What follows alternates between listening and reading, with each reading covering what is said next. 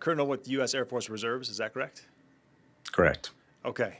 And just break it down for me. Your experience in terms of the Air Force, or even with just, I guess, search and rescue operations. Yeah, so boy, 24 years of military service now, was medical director for combat search and rescue. I was with the 304th Rescue Squadron there in Portland and just worked with and trained and took care of PJs, pararescue jumpers that jump out to those crazy environments and save lives. Right. So you hear today the news out of Iran that an F-15 was apparently shot down over Iran. The latest reporting that I've seen from CBS, at least, is that one of the service members has been rescued, but the search remains ongoing for the second person. Yeah, they're still looking for the weapons system officer right now. And then there was even more recent reports of an A-10 Warthog that was lost over the Straits of Hormuz and has been rescued. So search and rescue has been busy today. Yeah. And break it down for us in terms of from like the Air Force's perspective. When you get word that an American plane has been shot down, the pilot, I think it was the weapons system specialist, because there was two people on board this F-15. Mhm. When you get word that a plane has been shot down, I guess, how does that activate the search and rescue system? What does that look like from the Air Force's perspective? Well, first off, all the tracking software, as soon as they eject out of an aircraft, all the alarms go off. They're tracking those aircraft. So as soon as there's even any hint of something that could happen, they're ready 24/7 and launch as quickly as possible because time is of the essence because either you get there first or the bad guys. So I know the Iranians are looking for the weapon system officer. Hmm. Can you give us an idea on just the amount of training that goes in to respond to situations like this, and how high of a priority they are for the Air Force? So when you talk about combat search and rescue, you talk about individuals that are some of the most highly trained in the entire military. As the prior medical director, I've always been incredibly impressed with what they do. Their job is to jump out of helicopters and aircraft into the most dangerous environments on planet Earth and save lives. Their motto is that others may live. And when they say no one left behind, it's not a slogan, it's a promise. So it's something they take incredibly seriously. Hmm. And I know we can't obviously talk specifics in this case. However, just generally speaking, when there was a search ongoing for a pilot, especially behind enemy lines, is that like several PJs involved, or can you give us some perspective on that? They may have multiple teams. There's one alert team that's always ready to go and is first on scene. I know I was a military aviator myself in Iraq and went through some of that training on what happens, if I get shot down and they come looking for me. But right now they've had multiple aircraft, helicopters, some C-130s, and they had some A-10 Warthogs that were doing some close air support if needed. So it's an entire team that's involved in those rescues. You flew rotors in the Army, is that correct? I was a flight surgeon Oh, and flight did surgeon. Okay, medevac and one air assault. gotcha. Copy that. Um, cool. And then also in terms of I guess the airmen in the aircraft, they undergo SEER training as well for situations like this. Yeah, they train right out there near Spokane. So it's evasion, recovery, how to resist if you're captured, and endure some of the torture and some of the things. And I've been through that training myself, and I tell you what, you take it a lot more serious, and you're very thankful for that training when you are in a combat zone. Yeah.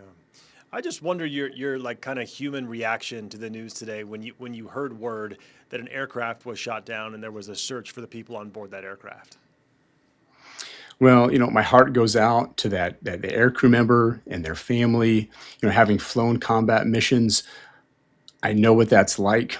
I certainly worry about that individual, but know they have the best. When you talk about these teams, these combat search and rescue teams, they're the best trained individuals on the planet, special operators. So I have full confidence that they will get there before the Iranians do. But you certainly worry about them, and heart and prayers go out to their family as well. Hmm. Hmm. I know I'm being a bit redundant, so I apologize. I just think folks would be interested to hear about just kind of the training and the fact that talking about PJs or search and rescue, this is literally what they train for. This is their job. This is kind of like, I don't want to use a dumb analogy, but like the Super Bowl for what they train for, correct? Yeah, so they train again to jump into any environment, anytime, anywhere. And out there in the Pacific Northwest, they're doing the rescues on Mount Hood, Mount Rainier, very dangerous ocean rescues as well. But in combat, that's if you want to talk about a Super Bowl, that's really what they train for. There's an entire pipeline over several years. They start out from, just the initial training that sifts out 70, 80% of individuals or more. Very few people make it through those initial training courses. And then there's, weapons training and the SEER training and the medical training alone. They're very proficient, incredibly well-trained trauma specialists as well. So not only do they do those rescues, but they can do the medical care right there at the point of injury and take care of them all the way until they get to the aircraft and even, back to whatever ship or base that they're being airlifted to. So it's a very long training. The physical, the mental rigors that they go through is really unmatched. Copy that. I imagine, if we have operations going on in Iran, there are PJs or search and rescue crews kind of on standby at all times near where those operations are going on. I would guess that'd be the case, right? Yeah, that goes into the contingency planning for any operation. That's one of the first things that they set up, and they will be pre-positioned in areas. They certainly not going to disclose that, but where they will have easier access to get to individuals that may be shot down. But that's all part of contingency planning and goes into every single operation. Hmm. Uh, as a military member yourself, I mean, we've seen so far in this conflict several aircraft. Well, a couple F-15s over Kuwait, that A-10 you referenced today, the C-130s over Western Iraq that went down. It's kind of been, I guess, just a rough go in terms of aircraft so far. This is what happens during combat operations. When they talk about the fog of war, it's just the unpredictability of war. So I had some colleagues that are in the squadron that lost the KC-135 there in Western Iraq. I was able to talk to them actually on FaceTime and just ask to see how some of them are doing. Helicopters. When I was in Iraq, they shot down 7 helicopters in a 2-week span. And you want to talk about some fear and really trusting that training to get out there. So I've lived that firsthand. They killed a flight surgeon 2 weeks before I arrived in theater in 2007. So this is part of combat operations. We try to maintain that air superiority, but accidents happen. Sometimes some small arms fire that you just can't predict. We'll just get a direct hit, but it's something that we plan for, and unfortunately, no plan is 100% foolproof. Right. Can you just clarify some terminology for me so I get it correct?